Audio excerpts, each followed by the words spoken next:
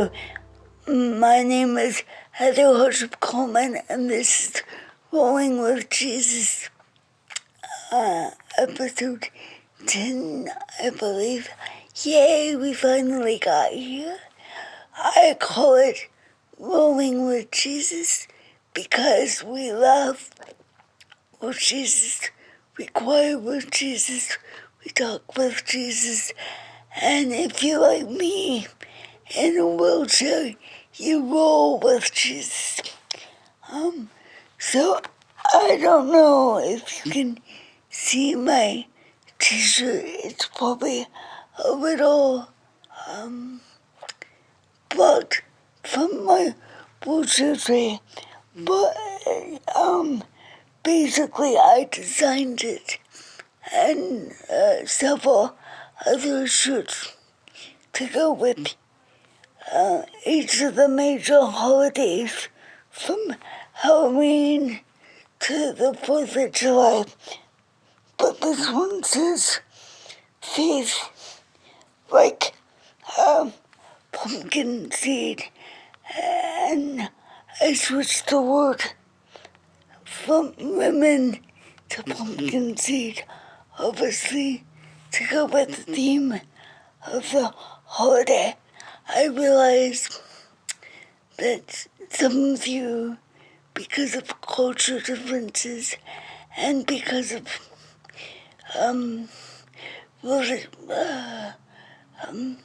faith convictions, you may not feel comfortable celebrating a holiday like Halloween, and this podcast is not to change your mind, but it is to encourage all of you to see all days as ones that God has turned into good, and all days can be used for His glory. Having said that, I wrote a story to go with the shirt. Or maybe I designed the shirt to go with the story way back in about 2012, maybe 2013. I had to look on 2 or 3 computers to find it, but I finally find it. So that's what we're gonna do for this podcast. And if you have any ideas or any things you would like me to research and discuss, please let me know in the comments below. I will try to work on an email this coming week for those of you who don't have access to YouTube and are just listening to the audio forms of this podcast. So, without further ado, I'm going to read. Once again, my disclaimer is that I'm a very slow and poor reader. But God told me several weeks in a row, and He impressed on me even last night that I should read this for today's podcast. So I hope the Holy Spirit speaks through it for you guys.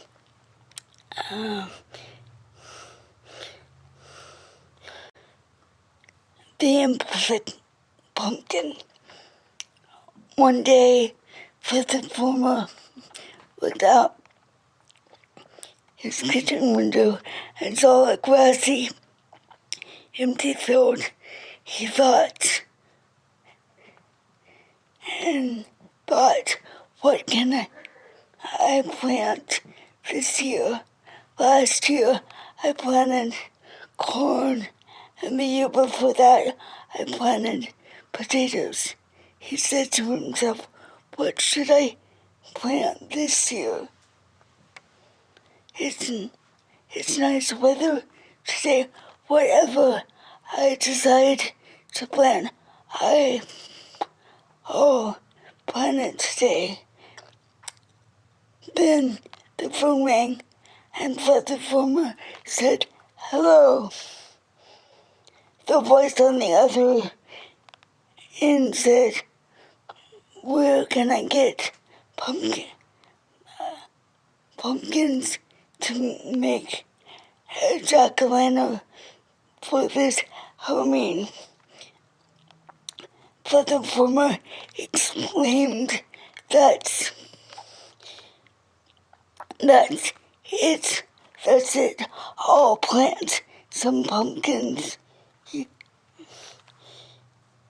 You can pick one up in a few days for the big night. So the farmer went to get the pumpkin seeds. As he planted them, he remembered something the preacher had said from the little country church. So he started reciting the verse in a sing-song tone. For I know the plans I have for you, declares the Lord. The farmer knew what he was singing came from Jeremiah chapter 29. He sang and sang it out loud. Please let this be planted well and grow into the best pumpkin patch ever, he prayed. This is how all the pumpkins, big and small, came about. Each pumpkin, as soon as it burst from the ground, had a name. This is the story about all the pumpkins, but especially one in particular, Pedro, the imperfect pumpkin. What do you mean by imperfect? Well, the seeds were planted deep into the soil. They eventually grew nice, round, and very orange. Pedro was orange too, but Pedro wasn't fully round. One side was slanted and kind of flat. One of the other pumpkins was Greg, the green pumpkin. Pedro, the imperfect. That doesn't make sense. Pedro, the imperfect pumpkin. And Greg, the green pumpkin, would laugh and joke and tease the crows. Sometimes Greg would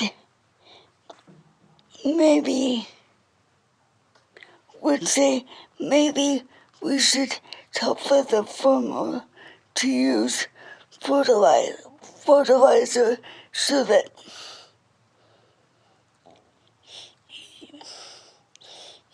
you become more you, Pedro, become more full pumpkin all the way around, not just around face.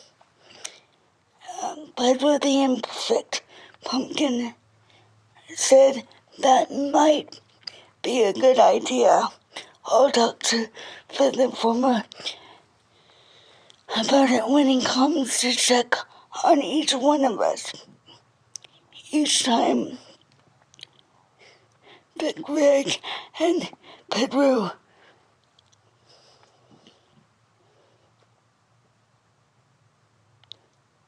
hung out, Priscilla,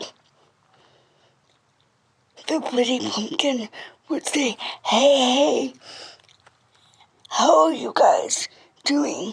What are you doing today? I want to play with you guys too. Pedro would say, absolutely. We're just teasing the crows.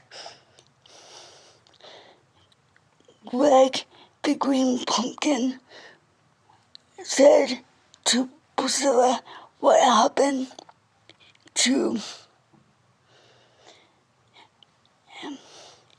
the pumpkin that got hit by a car. I don't know what Priscilla, the pretty pumpkin, said. He became a pumpkin pie. Greg laughed and laughed and laughed. Priscilla screamed, I don't think that's funny at all. Not at all. That's nasty. Really nasty. What else are you guys talking about? Let's change the subject. Greg said, exactly. Well, I was just telling Pedro he should ask for the farmer to use fertilizer to make him more fully round on all sides. I think that would make him grow taller, but not necessarily fix his flat backside. I think you should use wooden vines and wooden vines all around you so that they shape you into a full pumpkin like the rest of us.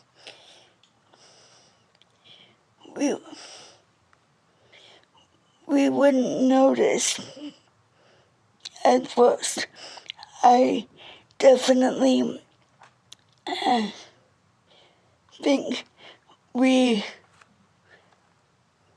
would see a difference by the time you became a mature pumpkin, Priscilla suggested.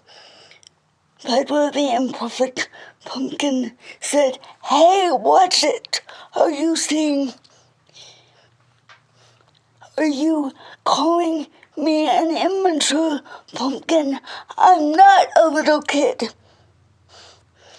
Priscilla the pretty pumpkin interrupted Pedro and said, well, I'm just saying that none of us are fully grown, because if we were, we would have already been picked and made into jack-o'-lanterns. The next day, the farmer was walking through the field, and inspecting each of the pumpkins for any little insects. When he got to Pedro, Pedro spoke up in his best pumpkin voice ever and said, "Hi, Mr. Fred, how are you doing today?"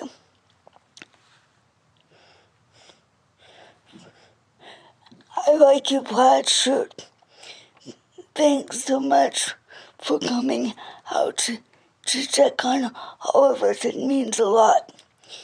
"You're welcome," said Fred the farmer. Is there anything that you need?"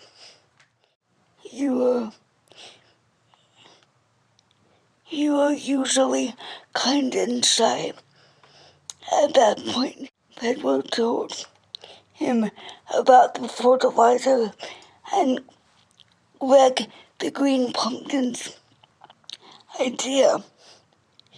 The farmer said, "If you really want to try it, I personally happen to like the fact that you are a little misshapen. I would like to try it for at least a couple of weeks. Even the scarecrows make fun of me."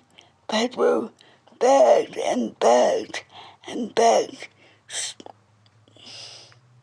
So for the next couple of weeks, the farmer came and sprayed the fertilizer all over Pedro. When the farmer came and sprayed the fertilizer, it would make Pedro cough and cough. He thought it smelled awful. He disliked being surrounded by it for hours and hours until the smell went away.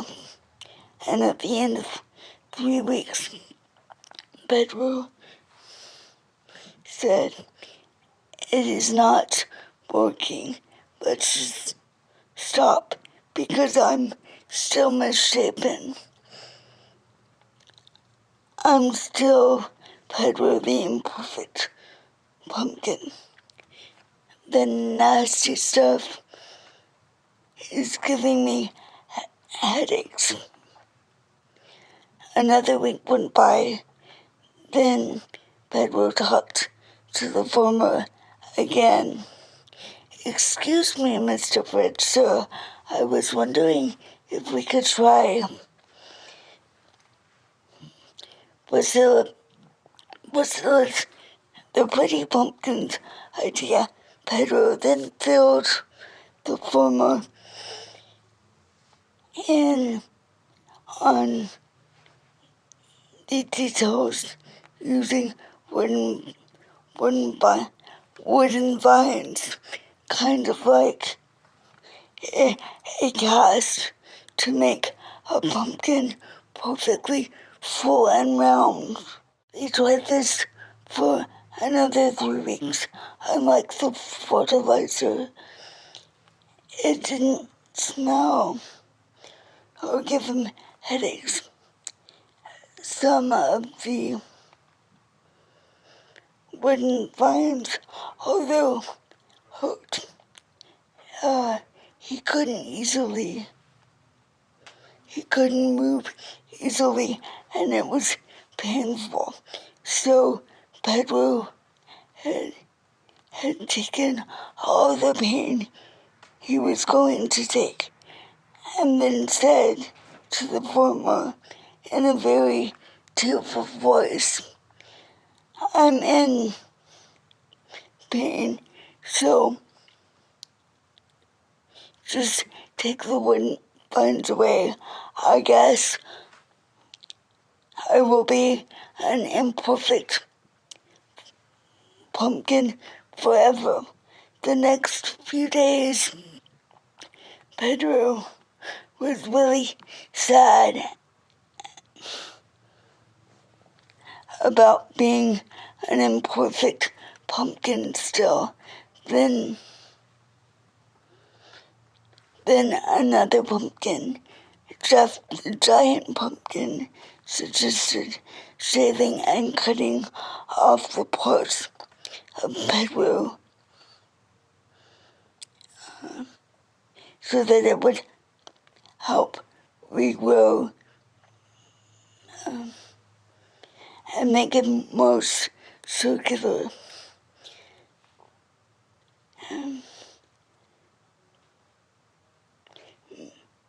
Maybe the parts you cut off will regrow, he suggested again. Jeff,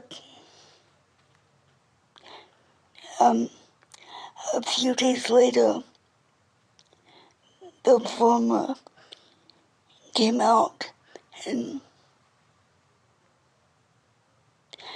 snipped a little here and a little there from Pedro. In 3 weeks, the parts that the farmer cut off had grown back, but instead of round, they were more flat. Now Pedro was like a car with a bunch of dents on it. He didn't really feel like a pumpkin anymore. He looked like an old, worn-out pumpkin with scrapes all around him. When the farmer went out to do his daily inspection, he said, "What's wrong, Pedro? You look a little bummed out."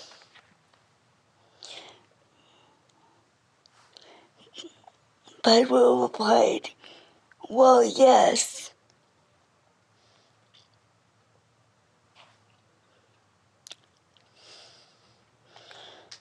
We keep trying different stuff in order to make me a perfect pumpkin, and nothing seems to work. The more we try, the more misshapen I get." But the farmer said, "But maybe you grew this way for a reason. From a little seed to the pumpkin you are today." "Yeah, I guess so. But what is the reason?" Pedro asked. "Well, I do not know," said the farmer. "In the little country church this weekend, I heard from Romans chapter 5 that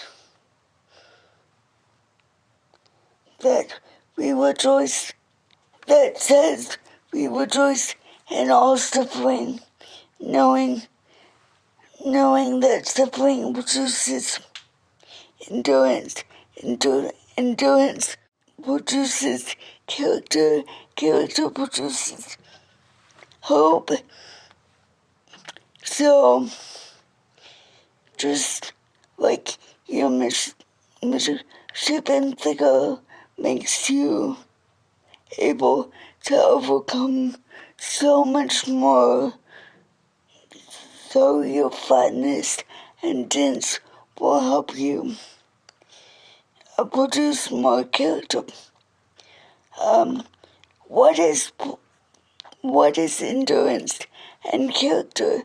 Pedro asked. "Endurance is handling difficult things." Kind of like me reading this story. It's very difficult for me, but we're and doing all the way through it. Anyway, back to the story. More importantly, character develops your personality and makes you into the determined pumpkin you are today, said Feather Farmer. Then I must have a lot of character because of my flatness on my backside and all the dents all over me that have made me look worn out. Look like a worn out pumpkin, exclaimed Pedro. Well, yes, they do. All the other pumpkins in the patch say you have a fabulous sense of humor, not to mention you're always trying to come up with new things so you can become fuller and rounder, all because you want to become a jack-o'-lantern. Your character gives you your character gives all the pumpkins in the patch hope, said Feather Farmer. Wow, after all that, I like being Pedro the imperfect pumpkin. I like being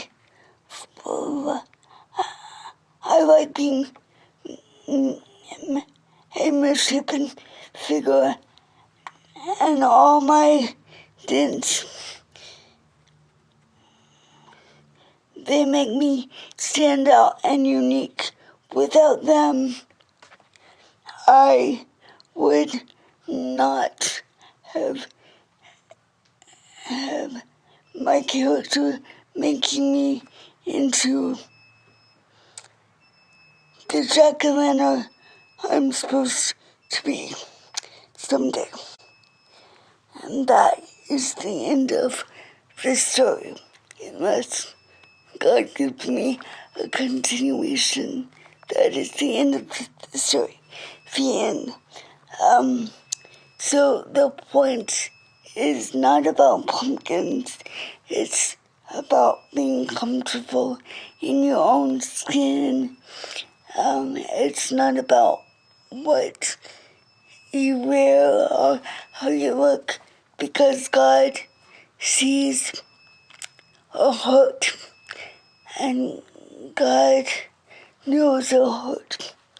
And so it would have been easier for me just to highlight the text on my iPad and have a computer voice like Siri or Alexa read it. But God told me several times to read it myself. He used people.